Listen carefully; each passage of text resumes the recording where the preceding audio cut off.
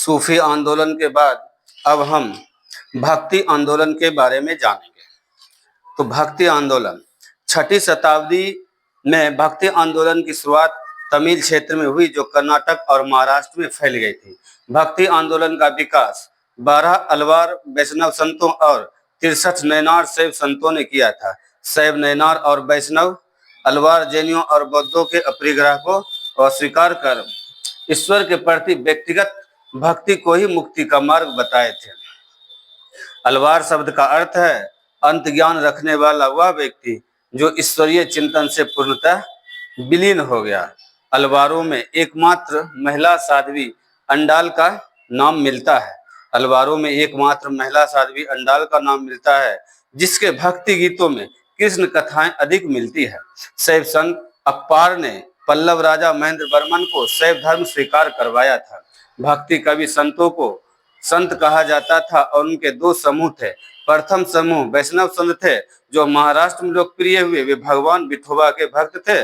विठोबा पंथ के संत और उनके अनुयायी बरकरी या तीर्थयात्री पंथ कहलाते थे, क्योंकि हर वर्ष पंढरपुर की तीर्थ यात्रा पर जाते थे। दूसरा समूह था पंजाब और राजस्थान के हिंदी भाषी क्षेत्रों में सक्रिय थे और इसकी निर्गुण भक्ति में आस्था थी, हर विशेषता से परे भगवान की भक्ति। भक्ति आंदोलन को दक्षिण भारत से उत्तर भारत में रामानंद द्वारा लाया गया था। बंगाल में कृष्ण भक्ति की प्रारंभिक प्रतिपादकों में विद्यापति ठाकुर और चंडीदास थे। बंगाल में कृष्ण भक्ति की प्रारंभिक प्रतिपादकों में विद्यापति ठाकुर और चंडीदास थे। रामानंद की शिक्षा से दो संप्रदायों का प्रादुर्भाव हुआ, सगुण जो पुनर्जन्म में विश्वास रखता है और निर्गुण जो भगवान के निराकार रूप को पूजता है।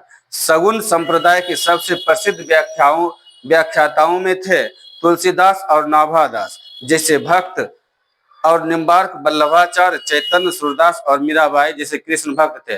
निर्गुण संप्रदाय के सबसे प्रसिद्ध प्रतिनिधि थे कबीर, जिन्हें भावी उत्तर भारतीय पंथों का आध्यात्मिक गुरु माना गया है। शंकराचार्य के अद्वैत दर्शन के विरोध में दक्षिण में वैष्णव संतों द्वारा चार मतों की स्थापना की गई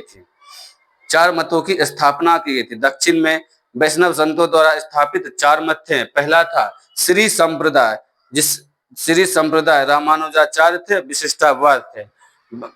भक्ति आंदोलन के संत, अब मैं भक्ति आंदोलन के संत कौन कौन थे उसके बारे में मैं विस्तार से बताने जा रहा हूँ। तो पहला थे शंकराचार्य। इनका जन्म 708 ईस्वी में केरल के कलाडी नामक गांव में हुआ। इनके पिता का नाम शिवगुरु एवं माता का नाम आर्यांबा था।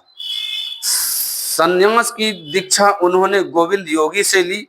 उन्होंने भारत के चार कोनों में पीठों को स्थापित किया। दक्षिण में श्रृंगेरी जो कर्नाटक में है, शारदा पीठ, और पूर्व में गोवर्धन पीठ, उत्तर में बद्रीनाथ में और ज्योतिष पीठ, तथा पश्चिम में द्वारिका में शारदा पीठ। तो कलिका पीठ, चारों पीठों में सबसे पहले श्रृंगेरी पीठ की स्थापना हुई थी। ठीक है, कलिका पीठ जो चारों पीठों में सबसे पहले श्रृंगेरी पीठ की स्थापना हुई थी और शंकराचार्य की मृत्यु 820 ईस्वी में हो गई। शंकराचार्य ने बादरायण के ब्रह्मसूत्र के आधार पर अपने सिद्धांत का प्रतिपादन किया और अपने दर्शन जो जीव ब्रह्म की एकता के सिद्धांत पर आधारित है को अद्वैतवाद का नाम दिया। यद्यपि शंकराचार्य शैव धर्म के अनुयायी थे, तथापि उन्होंने पंचायतन पूजा का निरूपण किया, जिसमें शिव, विष्णु व शक्ति, सूर्य एवं गणेश की पूजा विधान था। शंकराचार्य के बाद रामानुजाचार्य आते हैं। इन्होंने राम को अपना आराध्य माना। इनका जन्म 1017 ईस्वी में मद्रास के निकट पेरुम्बर नामक स्थान पर हुआ था। 1137 ईस्वी में इनकी मृत्यु हो गई। रामानुज ने वेदांत में प्रशिक्षण अपने गुरु कांचीपुरम के यादव प्रकाश से प्राप्त किया था। इनके अनुसार मोक्ष प्राप्ति का सर्वोत्तम साधन विष्णु के प्रति अनन्य भक्ति भाव से रखना था। भगवान विष्णु की कृपा दृष्टि से भक्त उनके साथ एकाकार होने का परमानंद प्राप्त कर सकता था। रामानंद ने विशिष्टाद्वैतवाद के सिद्धांत का प्रतिपादन किया, जिसके अनुसार आत्मा परमात्मा से जुड़ने के बाद भी अपनी अलग सत्ता बनाए रखती थी। इनके सिद्धांत ने भक्ति की नई धारा को बहुत प्रेरित किया, जो परवर्ती काल में उत्तरी भारत में विकसित हुई। रामानुजाचार्य के अनुसार आत्मा व परमात्मा का संबंध चिंगारी व अग्नि के संबंध जैसा है। रामानुज के अनुयायियों को वैष्णव कहा जाता था। रामानुजाचार्य के बाद आता है रामानंद। रामानंद का जन्म प्रयाग में हुआ था। इनकी शिक्षा प्रयाग तथा वाराणसी में थी। इन्होंने अपना संप्रदाय सभी जातियों के लिए खोल दिया। रामानुज की भांति इन्होंने भी भक्ति को मोक्ष का एकमात्र साधन स्वीकार किया। इन्होंने मर्यादा पुरुषोत्तम राम और सीता की आराधना को समाज के समक्ष रखा। रामानंद के 12 शिष्यों में 2 स्त्रियां पद्मावती एवं सुरसरी थी। इनके प्रमुख शिष्य थे रैदास, कबीर, धन्ना, सेना, कीपा और सधना। रामानंद के बाद आते हैं कबीर। कबीर का जन्म 1440 ईस्वी में वाराणसी में एक विधवा ब्राह्मणी के गर्भ से हुआ था। लोक लज्जा के भय से उसने नवजात शिशु को वाराणसी में लहर तारा के पास एक तालाब के समीप छोड़ दिया।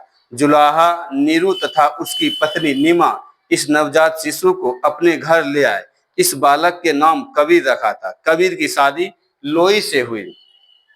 उनके 2 बच्चे हुए और उनकी जिंदगी आम गृहस्थ जैसी थी। इन्होंने राम, रहीम, हजरत अल्लाह आदि को एक ही ईश्वर के अनेक रूप माने। इन्होंने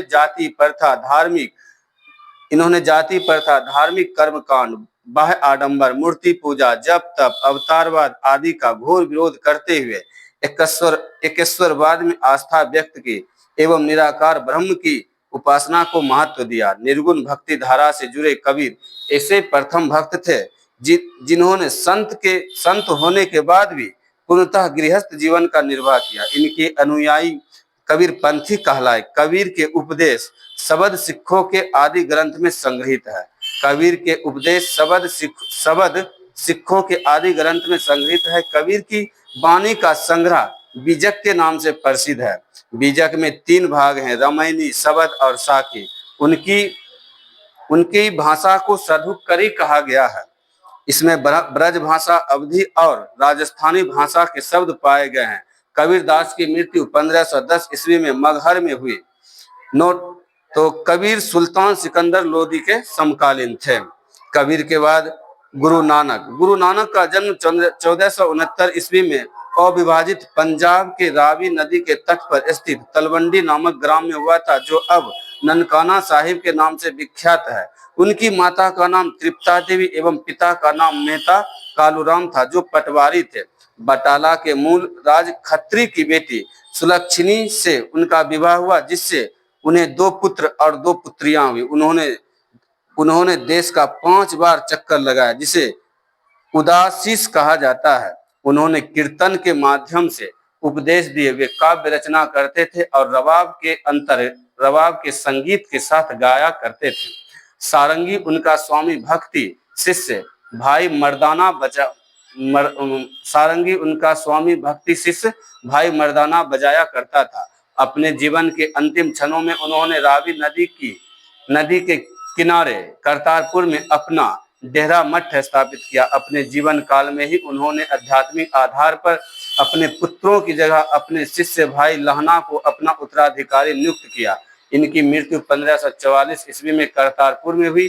नानक ने सिख धर्म की स्थापना की। नानक सूफी संत की बाबा फरीद के प्रभावित थे। चैतन्य स्वामी, तो उसके बाद गुरु नानक के बाद चैतन्य स्वामी। तो चैतन्य स्वामी का जन्म 1486 ईस्वी में नवदीप के मायापुर गांव में हुआ था। इनके पिता का नाम जगन्नाथ मिश्र और माता का नाम सची था। पाठशाला में चैतन्य को निभाई पंडित या गौरांग कहा जाता था। चैतन्य का वास्तविक नाम विश्वंभर था। इन्होंने गोसाई संघ की स्थापना की और साथ ही संकीर्तन प्रथा को जन्म दिया था। इनके दार्शनिक सिद्धांत को अचित्य भेदाभेदवाद के नाम से जाना जाता है। 1510 ईस्वी में केशव भारती नामक सन्यासी ने चैतन्य को सन्यास की दीक्षा दी थी। सन्यासी बनने के बाद बंगाल छोड़कर पुरी यानी उड़ीसा में चले गए, जहां उन्होंने 2 दशक तक भगवान जगन्नाथ की उपासना की। इनकी मृत्यु 1533 ईस्वी में हो गई थी। चैतन्य स्वामी के बाद आते हैं श्रीमद वल्लभाचार्य। श्रीमद वल्लभाचार्य का जन्म 1479 ईस्वी में चंपारण यानी वाराणसी में हुआ था। इनके पिता का नाम लक्ष्मण भट्ट तथा माता का नाम यल्लमगरू था। इनका विवाह महालक्ष्मी के साथ हुआ था। इनके 2 पुत्र थे, गोपीनाथ तथा विठल नाथ। इन्होंने गंगा यमुना संगम के समीप अरैल नामक स्थान पर अपना निवास स्थान बनाया था। वल्लभाचार्य ने भक्ति साधना पर विशेष जोर दिया था। इन्होंने भक्ति को मोक्ष का साधन बताया था। इनके भक्ति मार्ग को पुष्टि मार्ग कहते हैं। सूरदास वल्लभाचार्य के शिष्य थे। गोस्वामी तुलसी श्रीमद वल्लभाचार्य के बाद आता है गोस्वामी तुलसीदास। इनका जन्म उत्तर प्रदेश के बांदा जिले में राजापुर गांव में 1532 में हुआ था। इनके पिता का नाम आत्माराम दुबे और माता का नाम तुलसी था। इन्होंने रामचरितमानस की रचना की। इनकी मृत्यु 1623 ईस्वी में हुई थी। तुलसीदास मुगल शासक अकबर एवं मेवाड़ के शासक राणा प्रताप के समकालीन थे। गोस्वामी तुलसीदास के बाद आते हैं धन्ना। धन्ना का जन्म 1415 ईस्वी में एक जाट परिवार में हुआ था। राजपुताना से बनारस आकर ये रामानंद के शिष्य बन गए। कहा जाता है कि इन्होंने भगवान की मूर्ति को हठात भोजन कराया था। धन्ना के बाद आता है मीराबाई। मीराबाई का जन्म 1498 ईस्वी में मेरता जिले के चौकारी ग्राम में हुआ था। इनके पिता का नाम रत्न सिंह और राठौर था। इनका विवाह 1516 ईस्वी में राणा सांगा के बड़े पुत्र और युवराज भोजराज से हुआ था। अपने पति की मृत्यु के उपरांत ये पूर्णतः धर्मपरायण जीवन व्यतीत करने लगे। इन्होंने कृष्ण की उपासना प्रेमी और पति के रूप में की। इनके भक्ति गीत मुख्यतः ब्रजभाषा और आंशिक रूप में राजस्थानी में लिखे गए थे तथा इनकी कविताएं राजस्थानी भी है। इनकी मृत्यु 1546 ईस्वी में द्वारिका में हो गई थी। मीराबाई के बाद रैदास। ये जाति से चमार थे और बनारस के रहने वाले थे। रामानंद के 12 शिष्यों में से एक थे। इनके पिता का नाम रघु तथा माता का नाम घुरबिनिया था। ये जूता बनाकर जीविकोपार्जन करते थे। इन्होंने रायदासी संप्रदाय की स्थापना की थी। रैदास के बाद दादू दयाल। ये कबीर के अनुयायी थे। इनका जन्म 1544 ईस्वी में अहमदाबाद में हुआ था। इनका संबंध धुनिया जाति से था। सांभर में आकर इन्होंने ब्रह्म संप्रदाय की स्थापना की। अकबर ने धार्मिक चर्चा के लिए इन्हें एक बार फतेहपुर सीकरी भी बुलाया था। इन्होंने नीपख नामक आंदोलन की शुरुआत की। इनकी मृत्यु 1603 ईस्वी में हो गई। सुंदर दास दादू के शिष्य थे। दादू दयाल के बाद शंकर देव आते हैं। इन्होंने भक्ति आंदोलन का प्रचार प्रसार असम में किया था। ये चैतन्य के समकालीन थे। इनका संदेश विष्णु या उनके अवतार कृष्ण के प्रति पूर्ण निष्काम भक्ति पर केंद्रित था। ये अकेले कृष्ण मार्गी के वैष्णव थे जो मूर्ति के रूप में प्रसिद्ध थे। इसी के साथ भक्ति आंदोलन का चैप्टर समाप्त होता है।